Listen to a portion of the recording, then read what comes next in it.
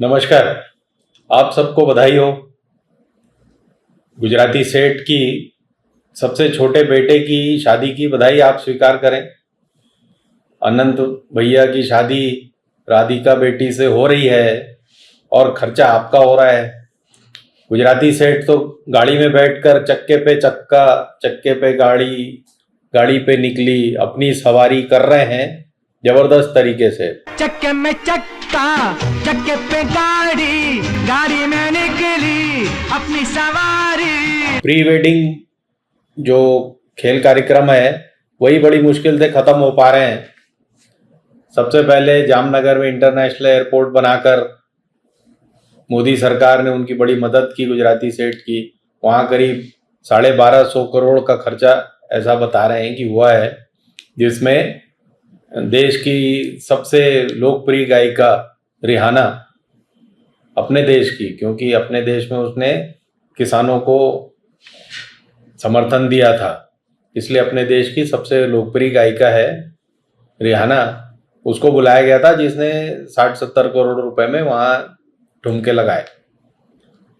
उसके बाद लंदन में कुछ कार्यक्रम हुए और अभी 5 जुलाई को बॉम्बे में कार्यक्रम हो गया, जिसमें भी 500-700 करोड़ रुपए स्वाहा हो गए।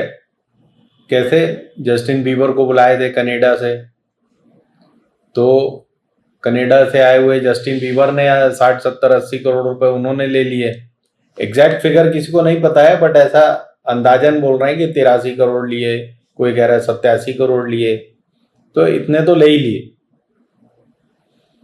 साथ में सारे जो माइक्रोसॉफ्ट के बिल गेट्स हों या टेस्ला के मालिक हों, ये सबको इनविटेशन गए। एक एक इनविटेशन की कीमत करीब 1.5 लाख रुपए है। अब ये सब आपके ही पैसे हैं, तो आपको जानना चाहिए ना कि कितने कितने खर्च हुए।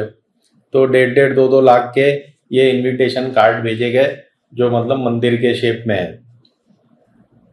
अब 12 जुलाई को आपके यहाँ शादी है। 12 जुलाई को आप जरूर आना, भले आपको इनविटेशन मिले नहीं मिले, लेकिन आप सबसे पैसे जरूर ले लिए गए हैं। पैसे कैसे ले लिए? 15 से लेके 25% तक जियो के सारे ग्राहक, करीब देश में 100 करोड़ हैं ऐसे बताया जाता है, 80 करोड़ तो होंगे ही, 100 करोड़ ग्राहक हैं। इन लोगों को 15 से 25% तक अपने डेटा कार्ड का पैसा ज़्यादा देना पड़ रहा है। तो ये सब हो गए ना फाइनेंसर शादी के। तो हमारे गुजराती सेठ के 3 बच्चे हैं, आकाश, अनंत और ईशा।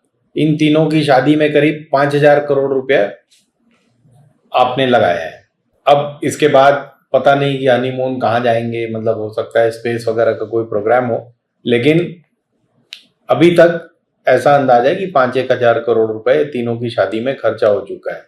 रियाना से लेकर बियॉन्से तक और जस्टिन बीबर से लेकर अरिजीत तक सब नाच गाना हो चुका है।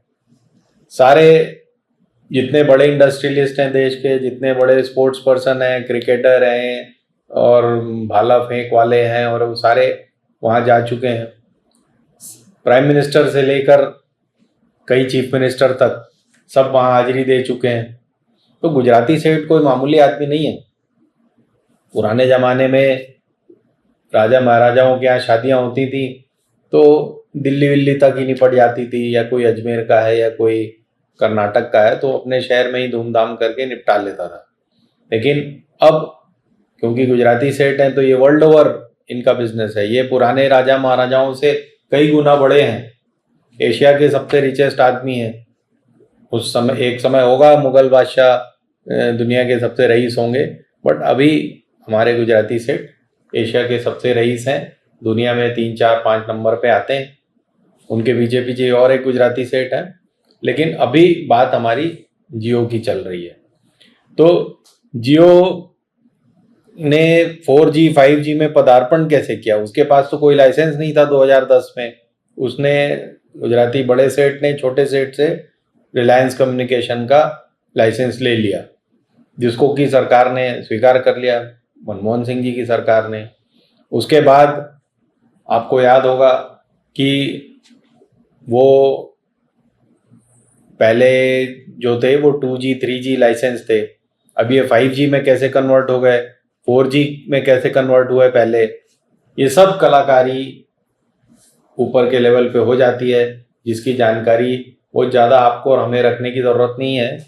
इतना जान लीजिए कि 2015 में प्रधानमंत्री ने स्वयं फ्रंट पेज पे और सारे अखबारों में आकर जियो का एडवर्टीजमेंट दिया, विज्ञापन दिया, उनका चेहरा चमकाया, सबसे पहले प्रधानमंत्री जियो और ये वो करके। तो उस समय जब लॉन्च किया जियो को 2015 में 5G के रूप में, उसके पहले थोड़ा सा अपने कंपनी में जो काम कर रहे हैं 10-20 हज़ार लोग जो इसमें थे जियो में, और करीब पूरे रिलायंस में करीब 2 लाख लोग काम करते हैं, उनको सबको उनके ट्रायल के रूप में फ्री डेटा दिया गया जियो का। वो सक्सेसफुल रहा, फिर ये शुरू किया गया, तो सारी जनता को बोला गया कि भाई आपको 3 महीने के लिए फ्री है डेटा। उस समय तक डेटा और कॉलिंग के अलग अलग चार्ज होते थे। डेटा के लिए आप 200-500 रुपये देते थे, कॉलिंग के लिए 200-500 रुपये देते थे, ऐसे पैकेज बनते थे। लेकिन गुजराती सेठ क्योंकि सबसे होशियार हैं, इसलिए उनने आते ही बोला कि 3 महीने सबको फ्री, जाओ खेल करो। अब खेल करने में आप जुट गए। अब 5 GB डेटा दिन भर में आप कितना कहाँ पे इस्तेमाल करोगे? लोग पागल हो गए कि भैया 5G डेटा 4G डेटा मैं कैसे इस्तेमाल करूं, वो भी 5 GB पर डे। तो गुजराती सेठ ने उसका भी इंतजाम कर दिया। उन्होंने सैकड़ों मूवीज, सैकड़ों सीरियल और करीब 2-3 करोड़ गाने सब धकेल दिए उसमें। तो आप दिन भर आपको लत लग गई ये देखने की, क्या मोबाइल देखने की। तो 2015 से जो लत लगी है बच्चों से लेके बूढ़ों तक, ये फ्री की लत, उन्होंने उसको बड़ा अच्छे से अंजाम दिया। बात पड़ी, उन्होंने बोला कि ये 3 महीने में तुम्हारे सिर्फ करीब 5-6 करोड़ सब्सक्राइबर ही हो पाए। तो सेठ जी ने बोला कि 3 महीने और बढ़ाओ। तो 3 महीने और बढ़ाया, उससे करीब 10-1 करोड़ सब्सक्राइबर हो गए।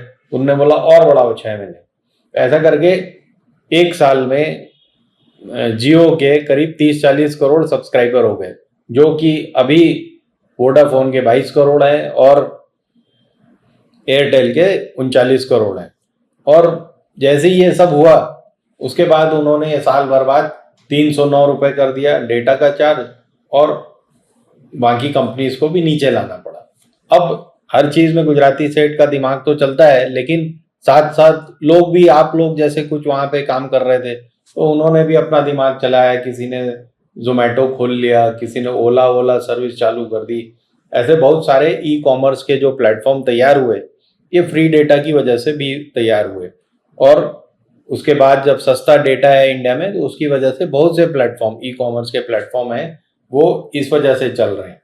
ये अमेजन जितने भी आप ई कॉमर्स का सोच सकते हो, ये इंडिया में इसके सक्सेस होने के कारण के पीछे गुजराती सेठ भी हैं, जिन्होंने ये फ्री की लत लगाई। अब ये फ्री की लत इसलिए नहीं लगाई थी कि इनको प्लेटफॉर्म बनाने, इसलिए लगाई थी कि हमें दोबारा से मोदी जी की सरकार बनानी है। अब आपको क्योंकि डेटा फ्री है तो व्हाट्सएप यूनिवर्सिटी खुल गई, क्योंकि डेटा फ्री है तो आपको दिन भर तरह तरह की हिस्ट्री, ज्योग्राफी, संस्कृत, वेद पुराण सबके ज्ञान मिलने लग गए।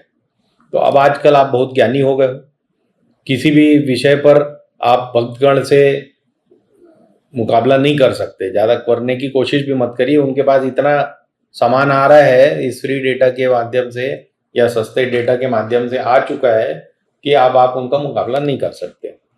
तो आज की तारीख में जो ये घटना हुई है 15 से 25% की, इसकी वजह से करीब 45 से 50 हजार करोड़ तक का फायदा ये सारे ये तीनों बड़े ऑपरेटर्स हैं, इनको होगा। BSNL को कुछ नहीं होने वाला।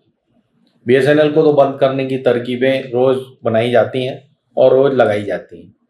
तो सरकारी उपक्रम बंद, इनको 50,000 करोड़ का फायदा, उधर BSNL को नुकसान हो रहा है हर साल 5,000 करोड़ का। पहले 2-3 हजार करोड़ का हुआ, इस साल से 5,000 करोड़ का। तो उसको बंद करने का उपक्रम किया जा रहा है। उनको 5G का लाइसेंस भी नहीं दिया गया BSNL को, जबकि स्टेट की कंपनी है। तो इस तरह से कार्यक्रम हो रहे हैं। अब मुद्दे की बात यह भी है कि जब 5G स्पेक्ट्रम और खोला गया, अभी पहले जब 2G स्कैम हुआ था तो बड़े हल्ले मचे थे कि 1,70,000 करोड़ का नुकसान कर दिया, और कई सारे उस राय से लेकर बहुत सारे किरण बेदी तक बहुत सारे कलाकार जमा होके बहुत 2G का हल्ला मचाया, करप्शन। अंत में कुछ साबित नहीं हुआ, कोर्ट से बरी हो गए राजा वगैरह, और 2G को लोग भूल भी चुके हैं। अब ये 5G स्कैम उससे 5 टाइम्स बड़ा है। 5G के स्कैम के लिए 10,000 करोड़ की बोली लगी, उसमें भी बड़े मरते कपते लोगों ने बोली लगाई, क्योंकि उनको पता है ये 3-4 ही हैं, यही 3-4 बोरी लगाएंगे और तो कोई है नहीं। तो 10,000 करोड़ का रेवेन्यू मिला सरकार को, और ये 15 से 25% बढ़ने से 50,000 करोड़ की रेवेन्यू मिल रही है ऑपरेटर्स को। उसमें से क्योंकि रिलायंस जियो सबसे बड़ा है तो नेचुरली उसको सबसे ज़्यादा फायदा होगा। तो आप लोग खुशी मनाइए कि गुजराती सेठ के तीनों बच्चों की शादी में आपका योगदान रहा है, सरकार बनवाने में आपका योगदान रहा है। कई सारे जो प्लेटफॉर्म ई कॉमर्स के बने हैं, जोमेटो से लेकर स्विगी और ये वो, उसमें आपका योगदान रहा है। तो आप लोग इसी तरह योगदान देते रहिए और हमारा देश उन्नति करेगा। धन्यवाद। हिंदुस्तान जिंदाबाद।